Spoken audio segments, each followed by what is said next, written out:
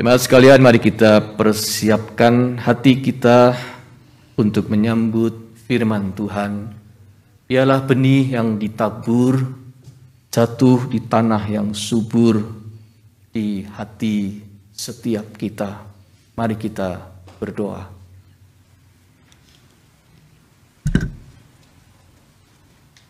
Bapa dalam sorga,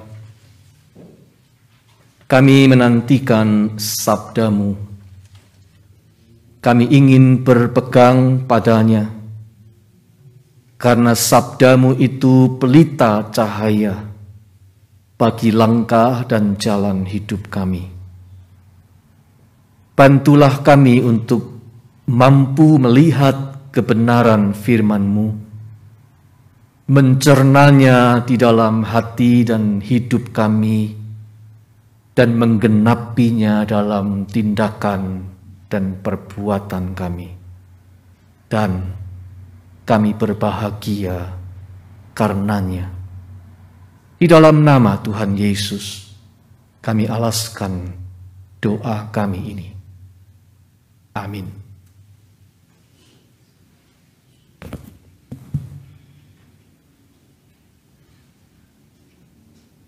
Saudara sekalian, tidak terasa kita telah memasuki bulan baru, bulan yang kedua di tahun yang baru ini, Februari. Dalam bulan Februari, kita akan merenungkan topik tentang firman Allah, firman hidup. Sesuai dengan bacaan leksionari, kita akan mengikutinya minggu demi minggu, dan bacaan minggu ini akan mengambil tema firman yang digenapi. Mari kita bangkit berdiri, membaca Injil Matius pasal 5 ayat 13 hingga 20.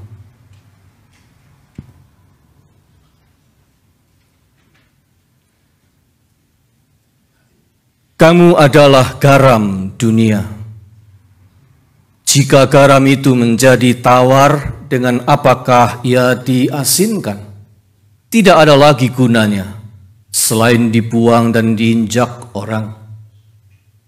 Kamu adalah terang dunia. Kota yang terletak di atas gunung tidak mungkin tersembunyi. Lagi pula, orang tidak menyalakan pelita lalu meletakkannya di bawah gantang, melainkan di atas kaki dian, sehingga menerangi semua orang di dalam rumah itu. Demikianlah hendaknya terangmu bercahaya di depan orang, supaya mereka melihat perbuatanmu yang baik dan memuliakan Bapamu yang di sorga. Janganlah kamu menyangka bahwa aku datang untuk meniadakan hukum Taurat atau kitab para nabi. Aku datang bukan untuk meniadakannya, melainkan untuk menggenapinya. Karena aku berkata kepadamu, sesungguhnya selama belum lenyap langit dan bumi ini, satu iota atau satu titik pun tidak akan ditiadakan dari hukum Taurat sebelum semuanya terjadi. Karena itu, siapa yang meniadakan salah satu perintah hukum Taurat sekalipun yang paling kecil dan mengajarkannya demikian kepada orang lain, ia akan menduduki tempat yang paling rendah di dalam kerajaan sorga. Tetapi siapa yang melakukan dan mengajarkan segala perintah-perintah hukum Taurat, ia akan menduduki tempat yang tinggi di dalam kerajaan sorga. Maka aku berkata kepadamu, jika hidup keagamaanmu tidak lebih benar daripada hidup keagamaan ahli-ahli Taurat dan orang-orang Farisi, sesungguhnya kamu tidak akan masuk ke dalam kerajaan sorga. Demikianlah Injil Yesus Kristus. Berbahagialah kita yang mendengar firman Allah dan memeliharanya. Haleluya.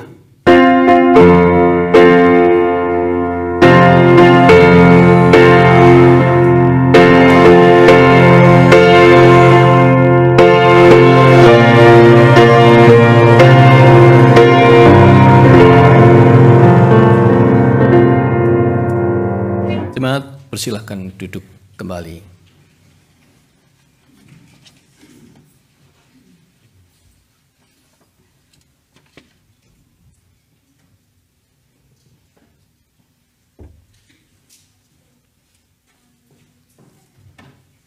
Ada yang notice dasi ini pemberian Secret Santa untuk saya?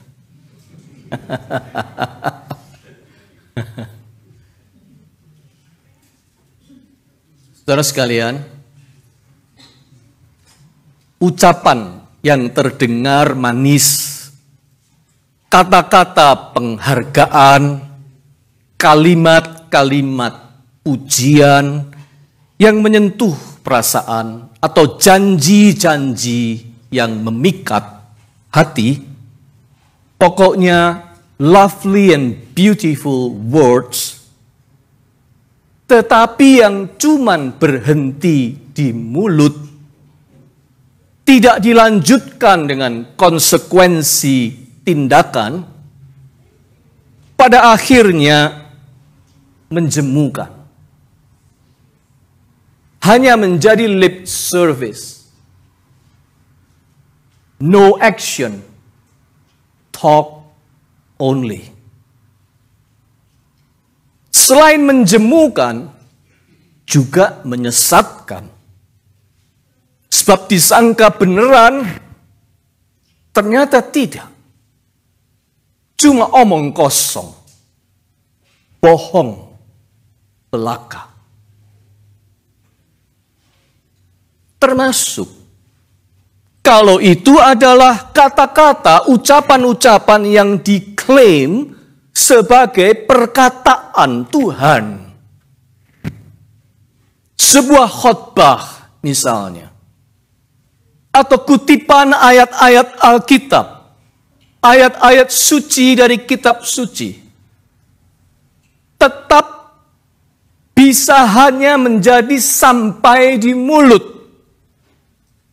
Oh, mungkin sering diperdengarkan atau menjadi seperti mantra yang dihafalkan atau diucapkan berulang-ulang di berbagai kesempatan, bergema di setiap upacara keagamaan. Namun, kalau itu hanya sampai di situ, maka lama-kelamaan akan menjadi kosong. Tidak bermakna, cuma ritual kata-kata. Tidak berbicara apa-apa lagi. Hampa. Itulah nasibnya semua agama di dunia ini.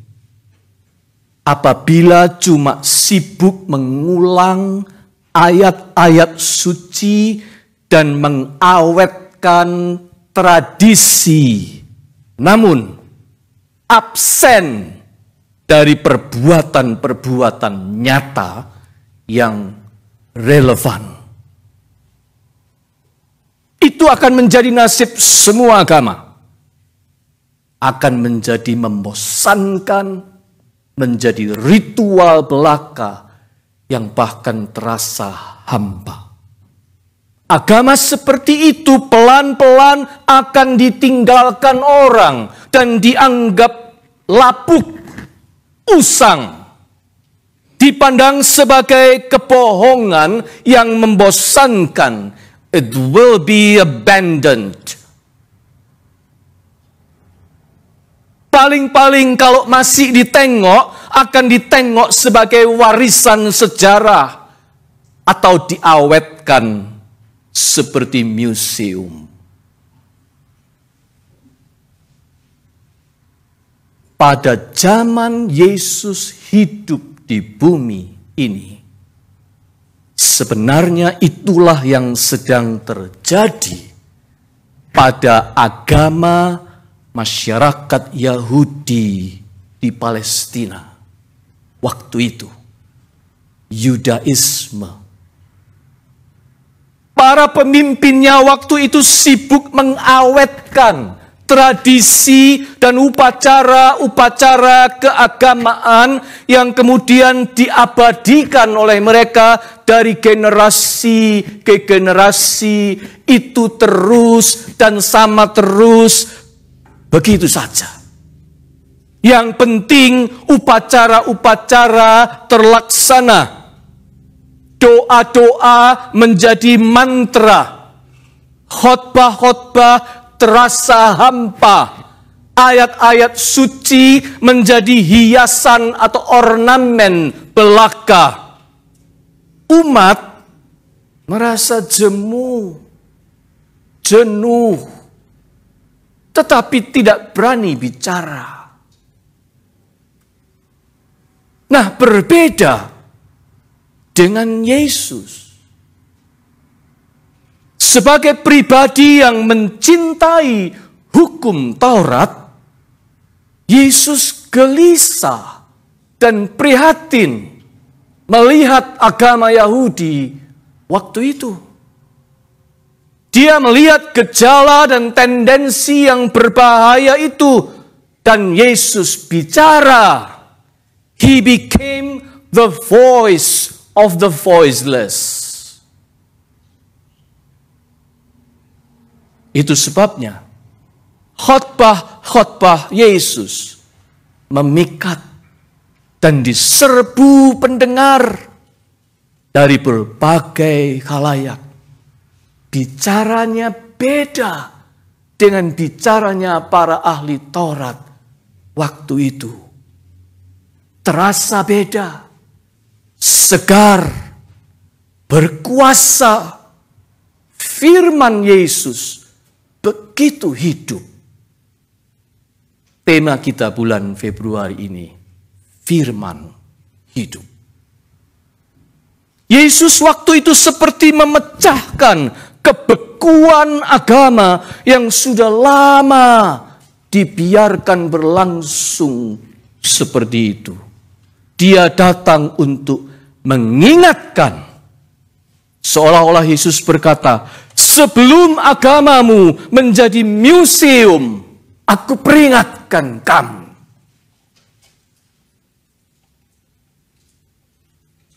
Bacaan kita hari ini sebaiknya kita fahami dari sisi ini, yaitu sebagai peringatan Yesus itu. Yesus itu mencintai hukum Taurat. Dia bukan datang untuk merusak hukum Taurat, menolaknya, atau bahkan berniat membuangnya. Tidak. Yesus itu bermaksud menunjukkan betapa firman Allah itu sebenarnya hidup. It works, applied, berlaku, dan digenapi. Firman yang digenapi. Itu sebabnya ayat 17 dia berkata, janganlah kamu menyangka bahwa aku datang untuk meniadakan hukum Taurat atau kitab para nabi. Aku datang bukan untuk meniadakannya, melainkan untuk menggenapinya.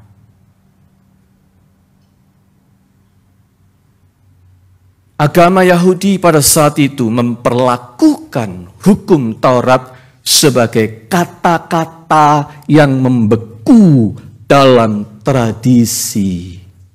Sehingga kehilangan soul-nya, kehilangan spirit-nya. Tampaknya hukum Taurat itu seperti dihormati, tetapi sesungguhnya jauh dari hati. Tidak hidup. Kehilangan relevansi. Mengapa? Karena hanya berhenti sampai di kata-kata. Karena tidak dilakukan. Tidak ada perbuatan yang mengkonfirm kebenarannya. Tidak ada aksi atau tindakan yang mengikutinya. Oleh karena itu Yesus berkata, kalau hidup keagamaanmu seperti ini, kamu masih jauh dari kerajaan sorga. Ayat 20 dia berkata, jika hidup keagamaanmu tidak lebih benar daripada hidup keagamaan ahli-ahli Taurat dan orang-orang Farisi, sesungguhnya kamu tidak akan masuk dalam kerajaan sorga. Saudara, peringatan ini masih berlaku sampai sekarang. Jangan disangka hanya agama Yahudi pada waktu itu yang kena teguran Yesus. Kekristenan, Christianity, dari zaman ke zaman juga di-challenge olehnya. Gereja juga patut sungguh-sungguh memperhatikan warning ini. Sebab kalau tidak, generasi masa depan kita hanya akan memandang kekristenan sebagai tradisi warisan sejarah.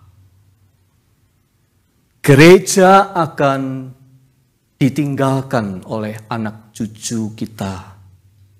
Dan hanya akan tersisa gedungnya saja. Orangnya sudah tidak ada. Kalau gedungnya bagus, mending bernilai sejarah dan dijadikan museum. Seperti itu yang kita lihat, bukan? Terutama di Eropa. Gedung-gedung gereja megah itu diawetkan untuk menjadi museum dan objek wisata belaka. Nah, supaya tidak demikian, Tuhan Yesus menunjukkan jalannya kepada kita.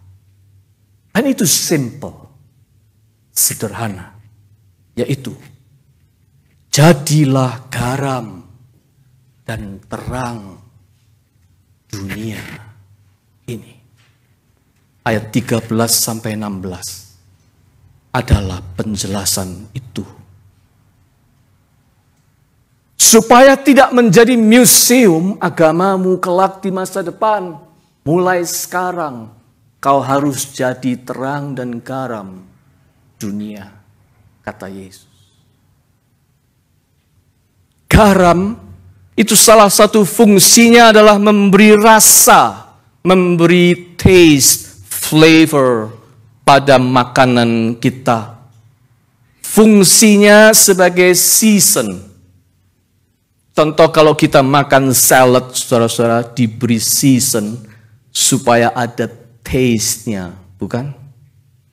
Garam itu season. Dia menjadi garam dunia, itu maksud Tuhan adalah soal seasoning. Yaitu kita menjadikan hidup di sekeliling kita lebih punya taste. Karena ada kita. Karena kita hadir di situ, kita memberi rasa. Beda rasanya kalau ada kita atau tidak ada kita. Yesus memanggil kita hidup seperti itu. Yesus mengarahkan kita untuk hidup menghadirkan perbedaan, make a difference. Memberi taste yang beda. Sebab kau garam dunia. Saudara sekalian, sebagai gereja GKI LA, kita ini bersyukur bisa share facility di Praise Community Church PCC ini. Yang ikut bersama-sama menjalani dulu, beberapa kali kita masih ingat kita harus pindah lokasi.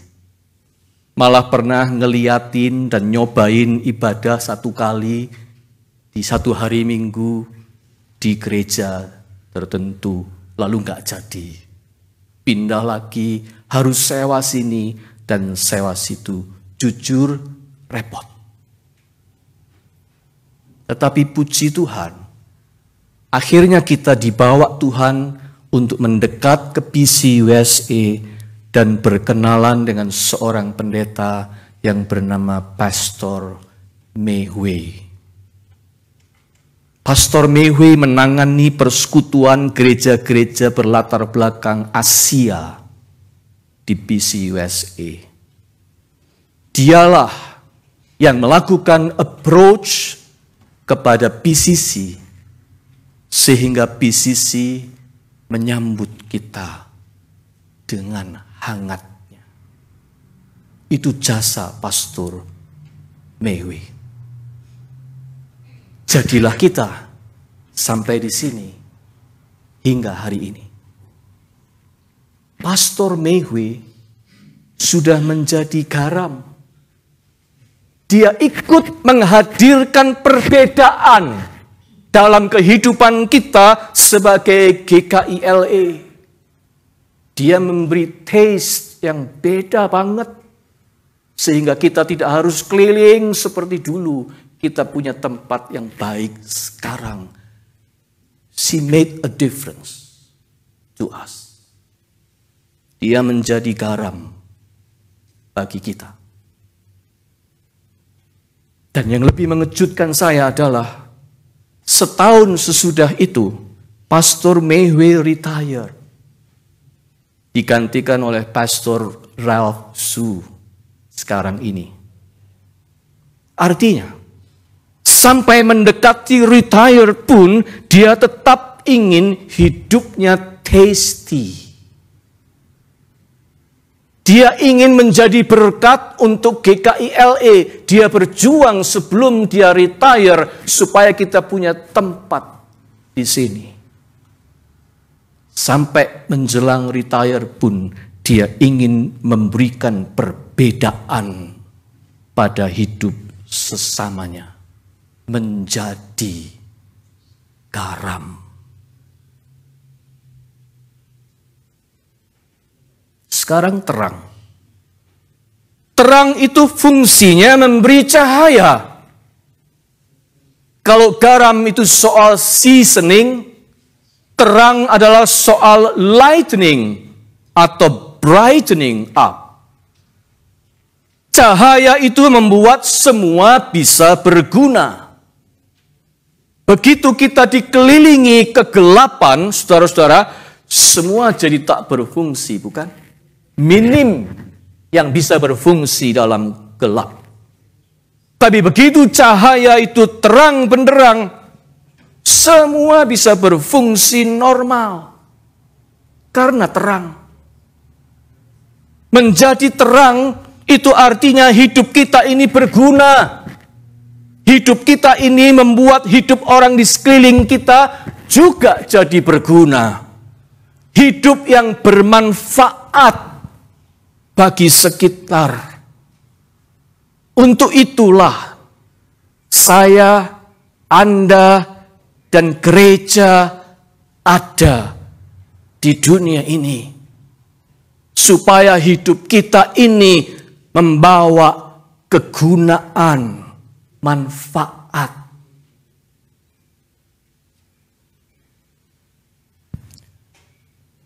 Indonesia pernah mengenal seorang jenderal almarhum, orang Batak, namanya Jenderal TB Simatupang. Dia seorang Kristen yang baik. TB Simatupang pernah men-challenge gereja-gereja di Indonesia seperti ini. Bayangkan, kalau suatu waktu tiba-tiba gereja Anda itu lenyap dalam sekejap. Jadi tadinya gereja itu ada di jalan apa gitu ya. Katakanlah itu jalan Jaksa Agung Suprapto misalnya. Ada gereja di situ, tiba-tiba suatu hari gereja itu oleh Tuhan diambil, lenyap, lalu tanahnya jadi kosong sama sekali. Bayangkan seperti itu. Dan kalau terjadi yang seperti itu, Apakah masyarakat di sekitar merasa kehilangan kamu atau biasa-biasa saja? Ketika gereja itu tiba-tiba lenyap, masyarakat di sekitar itu merasa, oh biasa saja, oh sekarang sudah tidak ada. Atau mereka merasa kehilangan? Itu pertanyaan Jenderal TB Simatupang. Apakah orang-orang di sekitar itu merasakan sesuatu yang hilang atau who cares?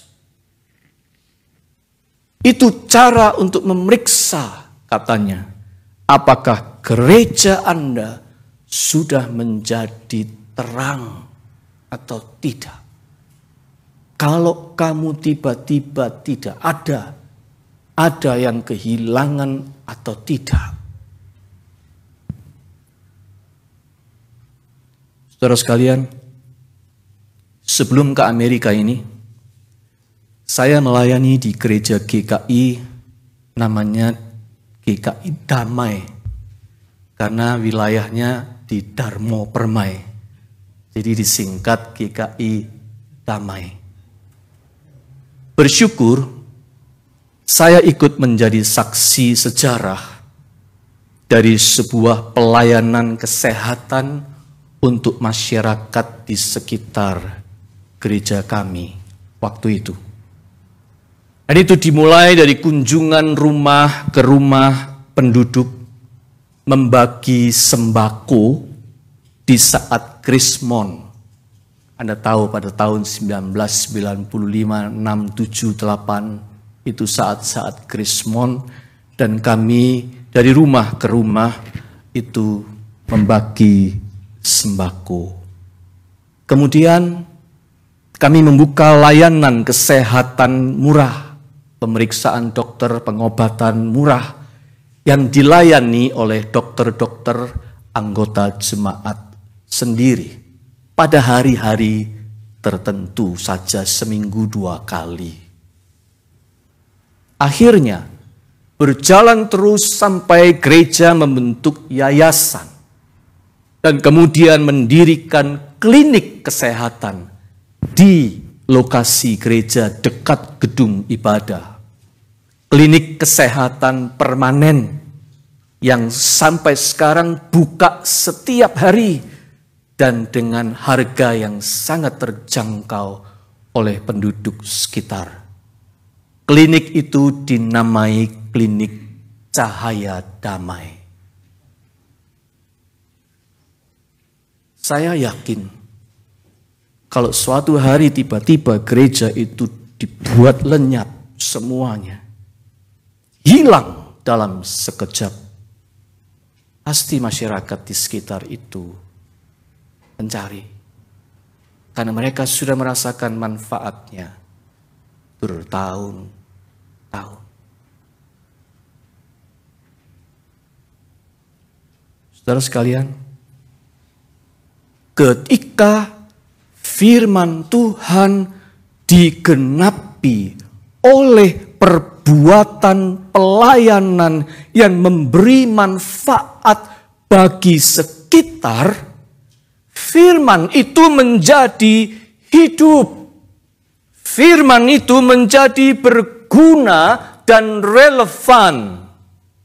Barulah agama atau kekristenan seperti itu berfungsi sebagaimana mestinya, menjadi garam dan terang dunia.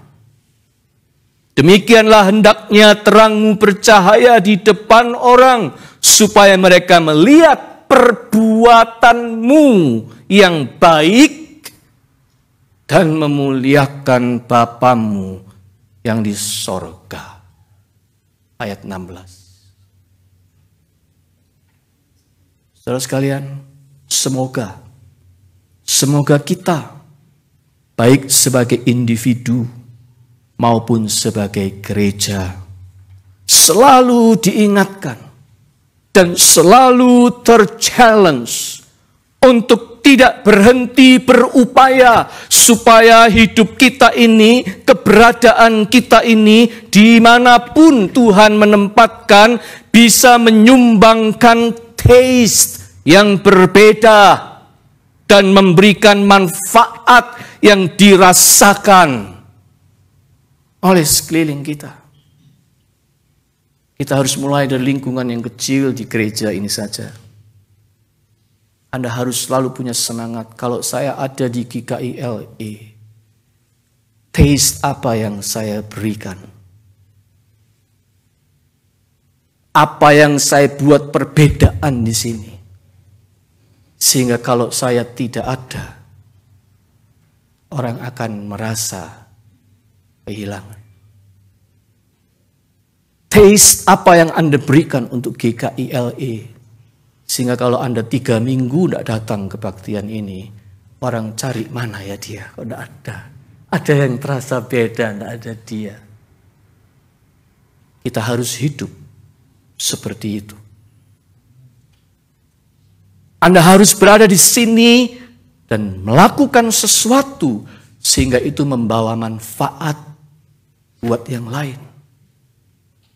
Jangan cuma datang ke gereja ini, duduk mendengar dan kemudian Anda pulang sehingga Anda ada atau tidak ada manfaat yang dirasakan.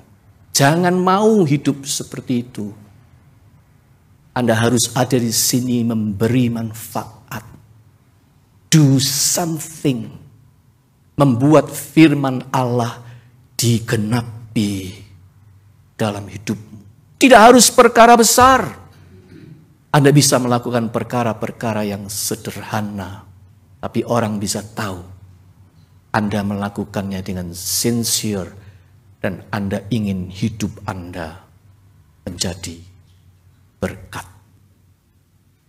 Saudara sekalian, kalau firman Tuhan bukan cuma manis di bibir saja, menjadi rutin belaka, tetapi firman itu digenapi dalam perbuatan-perbuatan nyata yang memuliakan Tuhan.